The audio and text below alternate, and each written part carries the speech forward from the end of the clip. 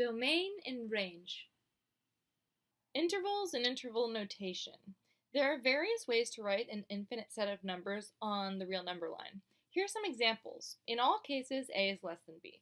So here's a closed interval. So we have brackets like this, a, comma, b, brackets, mean that we're going to have solid circles on the end here, which includes those endpoints. So to write this as an inequality, that would be -2 is less than or equal to x is less than or equal to 4. You could also write it in interval form. X belongs to this interval, -2, comma 4. Now remember, these brackets mean that we are including the endpoints, which means these circles are solid. Moving on, an open interval has parentheses instead of brackets, and that means that we are not including the endpoints. So we do not have this equal sign there. -3 is less than x is less than 5. So that means x is greater than -3, which actually isn't the numbers here at all. This would be -3 and this should be 5. The circles still work out. So we have -3 is less than x is less than 5. X belongs to the interval -3, comma 5. So x is somewhere between -3 and 5.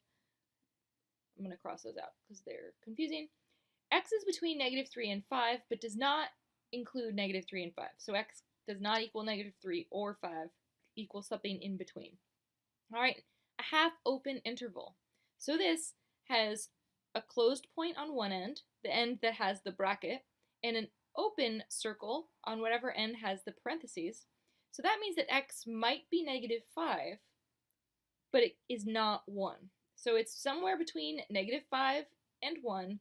However, it can equal -5, but it cannot equal 1. It has to be, 0.99999, anything less than 1, but not including 1.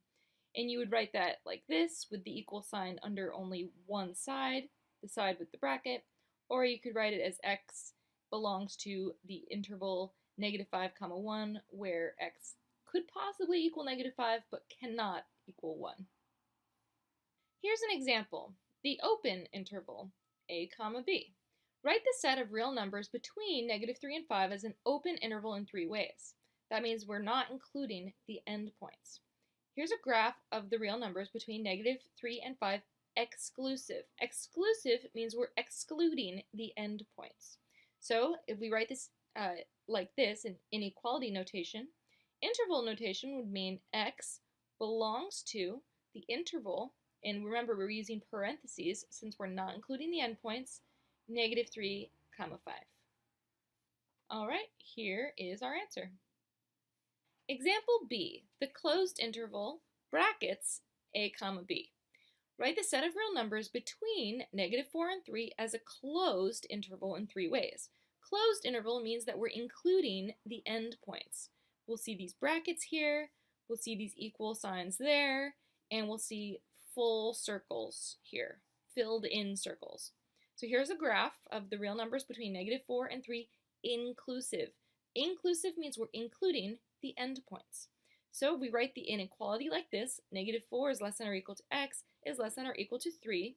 The interval notation will be x belongs to the closed interval -4, comma 3. Here we have again, x belongs to the closed interval -4, comma 3. Example C, the half-open interval a, comma b. Write the set of real numbers between -2 and 5 as a half-open interval in 3 ways. So here's a graph of the real numbers between -2 and 5. Inclusive, we're including 5, but we're actually not including -2. This is why this circle here is open. We write this inequality as -2 is less than x is less than or equal to 5. So where we have the filled in circle, we'll also have this equal sign and we'll have the closed bracket. But on the -2 side, we're not including -2, so it's an open circle and we don't have an equal sign here. X belongs to the half open interval -2, comma 5 with a parentheses here and a bracket there. And there is our interval notation. Example D, write the set of real numbers less than or equal to 3. So here's a graph of the real numbers less than or equal to 3. Since it can possibly be equal to 3, we know that we're going to have a bracket on 3 and this equal sign here. But what about negative infinity? So x belongs to open the open interval parentheses negative infinity comma 3 with a bracket.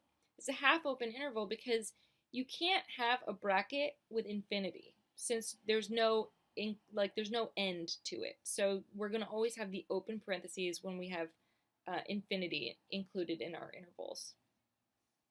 X belongs to the half open interval from negative infinity to 3.